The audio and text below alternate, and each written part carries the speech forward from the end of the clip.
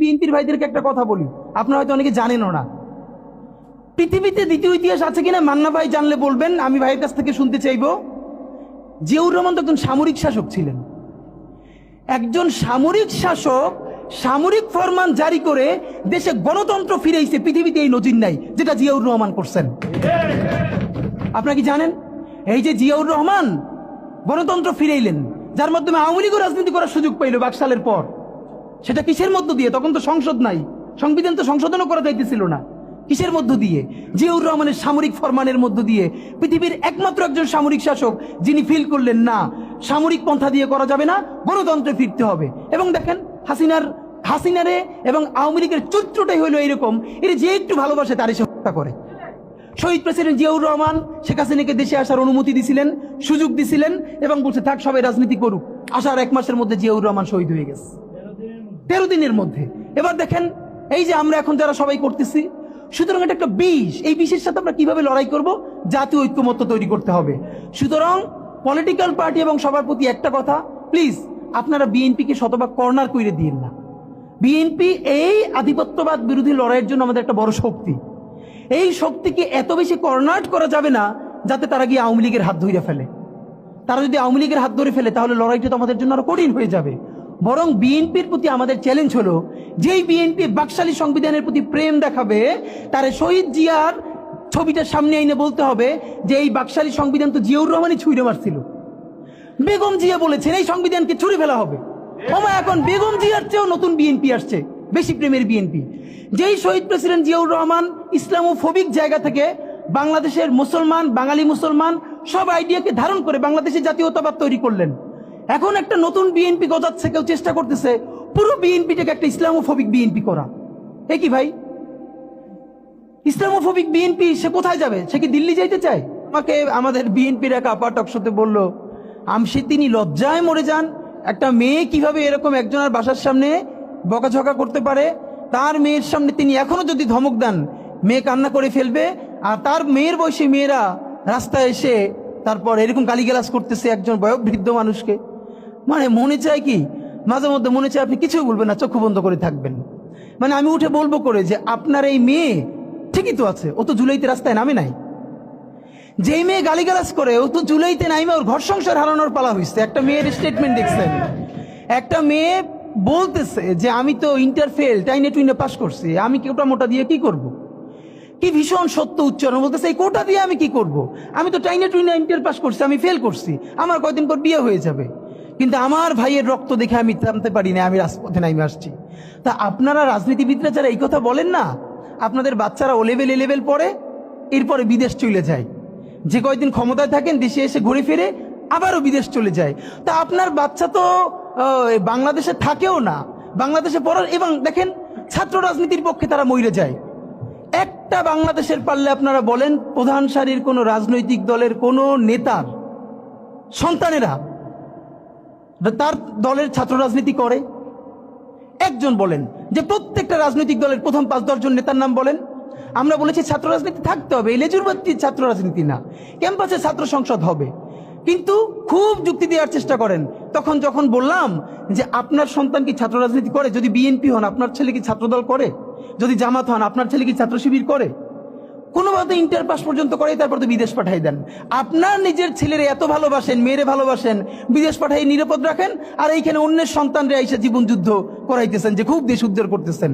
এইসব ভণ্ডামির একটা পর্যায়ে থাকে, এগুলো বন্ধ করতে হবে। এখন যেটা ব্যাপার, আপনারা এই যে ইসের ব্যাপারে দেখেন, গত 1 বছরের ব্যাপারে আপনাদেরকে বিনীত আকারে বলি, মিডিয়ার ভাইরা যেটা করছেন না, গত 1 বছরে বাংলাদেশে তো গৃহযুদ্ধ হওয়ার কথা ছিল, 1000 বার বলেছি। আওয়ামী লীগ নিজে বলেছে তার পতন হলে 5 লক্ষ মানুষ মারা যাবে। এটা সে কেন বলেছে? এটা শুধু এই কারণে বলে নাই আওয়ামী লীগকে ভয় দেখানোর জন্য না, সে জানে অনেস্টলি সে কত মানুষকে গুম করেছে, খুন করেছে, হত্যা করেছে। এই প্রত্যেকটা পরিবারের একজন করে মানুষ যদি আওয়ামী লীগের বিরুদ্ধে রুখে দাঁড়ায়, তাহলে তো আওয়ামী লীগের এখানে আও থাকার কথা না। আপনি ভাবেন পিলখানা থেকে শুরু করেন, যতজন অফিসার, সাপ্লাই, যত গণহত্যা, এরপরে নিরাপদ সড়ক আন্দোলন থেকে শুরু করে প্রত্যেকটা জায়গায়, সর্বশেষ জুলাইয়ে মিনিমাম যে 1500 শহীদ, এই প্রত্যেকটা শহীদ পরিবার থেকে একজন যদি জান বাজি রেখে নামে, তাহলে এখানে কি অবস্থা হওয়ার কথা ছিল বলেন। অথচ অবাক হই, এইরকম গণহত্যার পরেও জুলাইয়ের শহীদের কোনো পরিবার কোনো রিভেঞ্জ নিল না। এবং এখানে অবশ্যই বিএনপি, জামাত ইসলামী, অপরাপর প্রধান রাজনৈতিক দলকে আমরা ধন্যবাদ দিয়েছি। তারা অত্যন্ত বিচক্ষণতার পরিচয় দিয়েছে, তারা রিভেঞ্জ নেয় নাই, মানুষকে দমিয়ে রেখেছে।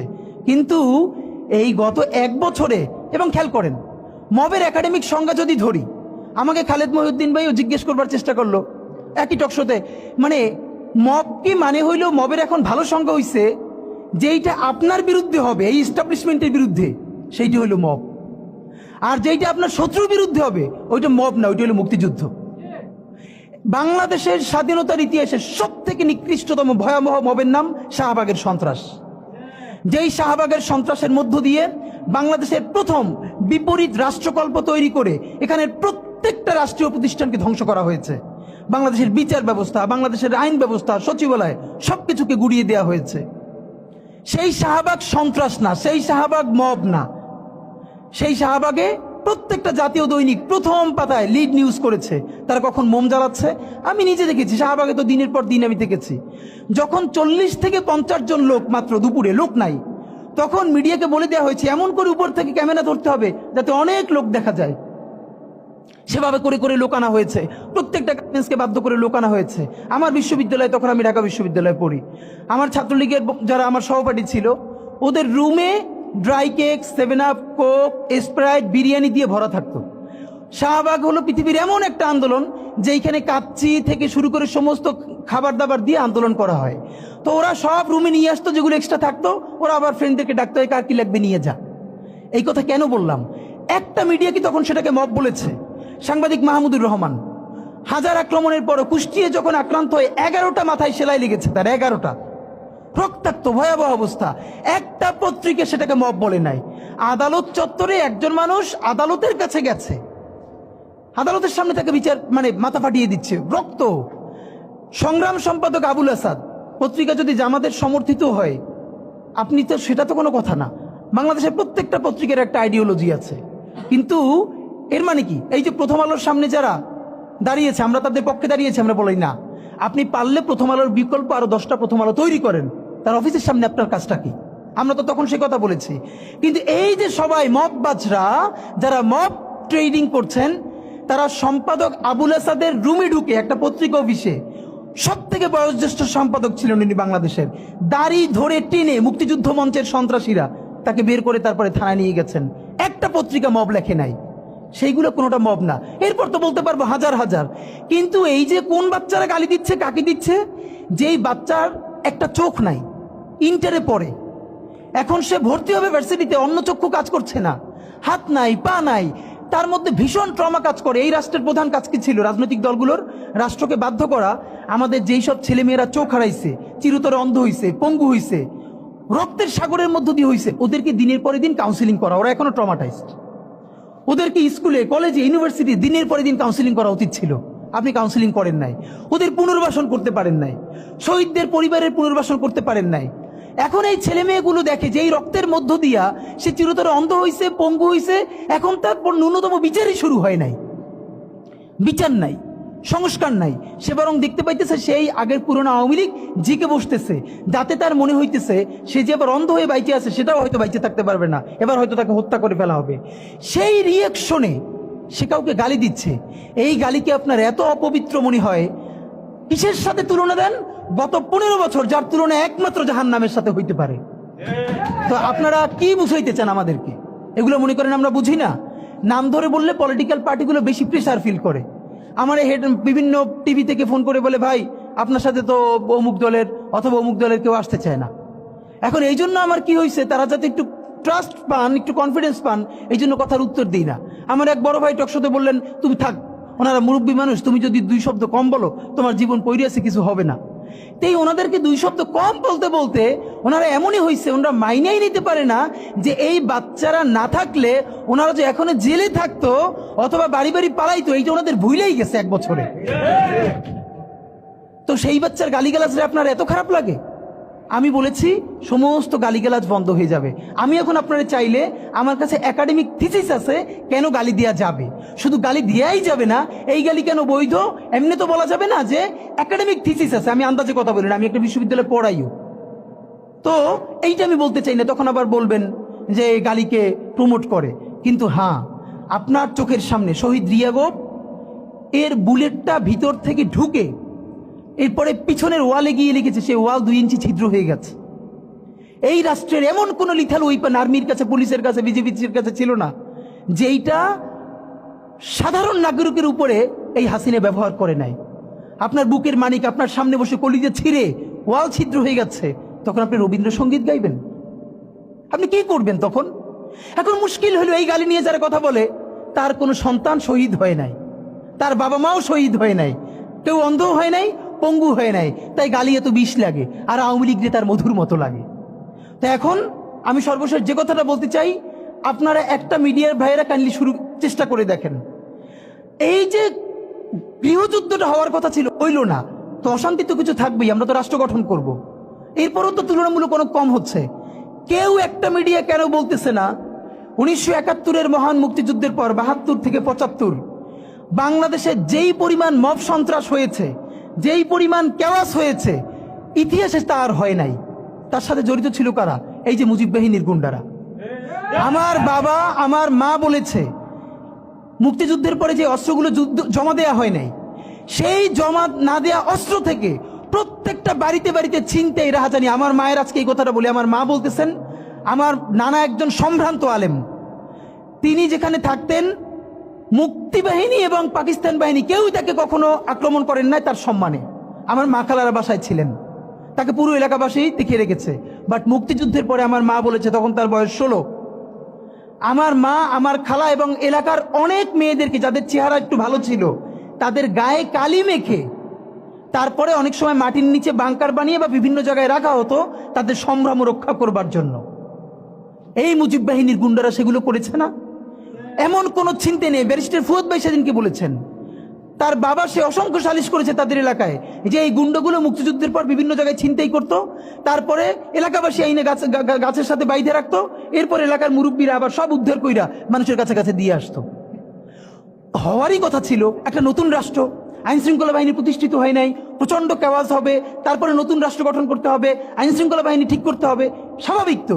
তাহলে মুক্তিযুদ্ধের পরের কেওয়াজ যদি আপনার কাছে মব না হয়, তাহলে এরকম তুমুল গণহত্যার পরে যখন গৃহযুদ্ধ হয়ে যাওয়ার কথা সেইটা হয় নাই, বরং এখনো এখানে এস আলম হাজার হাজার কোটি টাকা নতুন করে হাসিনার সাথে মিটিং করেছে, ইলেকশনের আগে বড় বড় ফিগারকে এখানে অ্যাসাসিনেশন করা হবে, গুপ্ত হত্যা করা হবে।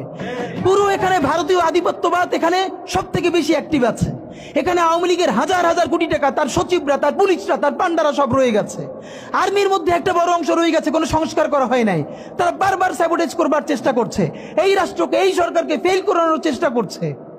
তো আপনি মুক্তিযুদ্ধের পরে যে 3-4 বছর এই রকম রাহাজানি হয়েছে, সেটাকে যদি অটকুন দিতে পারেন যে নতুন রাষ্ট্র গঠনের আগে এই ঝামেলাটা হয়, তাহলে এই যে নতুন বাংলাদেশের স্বপ্নের মধ্যে এইগুলোকে আপনি বড় করে মপ করে ফ্রেমিং করেন, আপনি এই জবান যে আপনার না, এই জবান যে দিল্লির জবান, ভারতীয় আধিপত্যবাদের জবান, সেইটা বুঝতে আমাদের পিএইচডি করা লাগে না। সুতরাং জুলাই সনদের সাথে নির্বাচনের ক্ষেত্রে শুধু আমাদের 2 মিনিট কথা। নির্বাচন হতে হবে। আমি একটু ভদ্রতার সাথে এবং শ্রদ্ধার সাথে বিনয় আমি জানাচ্ছি যে ভাইরা যেটা বলেছেন, সকল দল মিলে আগামী 20 বছর নির্বাচন না হোক, না, এটা আমরা চাই না। আমরা নির্বাচন চাই। মানুষ গত 16 বছরে ভোট দিতে পারে নাই। মানুষ আনন্দ নিয়া শীতের সকালে বাচ্চা কাচ্চাকে কুয়াশার মধ্যে লাইন দিয়ে দাঁড়াই থাকবে, ভোট দিবে। আমরা সেই বাংলাদেশ দেখতে চাই। আমরা নির্বাচন চাই, নির্বাচন হতেই হবে। এই নির্বাচনকে বানচাল করবার জন্য দিল্লি থেকে শুরু করে আওয়ামী লীগ হাজার হাজার কোটি টাকা নতুন করে এখানে বিনিয়োগ করছে। নির্বাচন লাগবে। তবে আমাদের প্রশ্ন হলো, সেই নির্বাচনের ম্যান্ডেট হবে কি?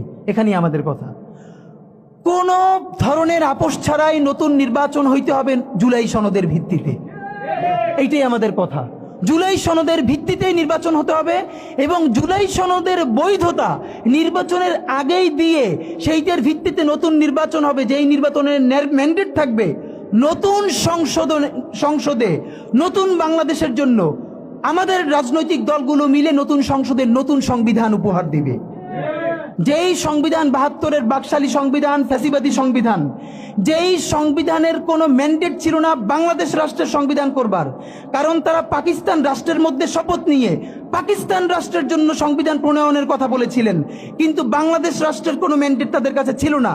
তারপরে তারা সংবিধান রচনা করেছেন, এরপরেও তারা একটা সেই সংবিধানকে লেজিটিমেট করবার জন্য একটা গণভোট দেন নাই।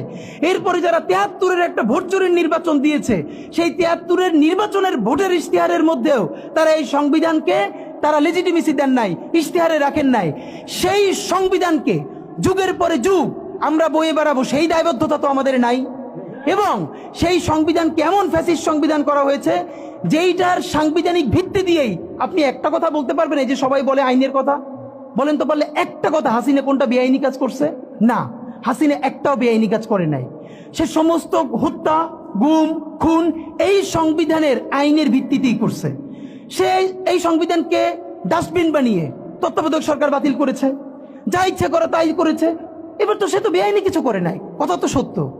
আমার বিএনপির ভাইদের প্রতি শুধু একটা আফসোস লাগে, কারো কারো দেখি ৭২-এর সংবিধানের প্রতি তাদের কি গভীর প্রেম, যেই সংবিধানের মধ্য দিয়ে বাকশাল এসেছে, যেই সংবিধান গণতন্ত্র হত্যা করেছে। আজকে বিএনপির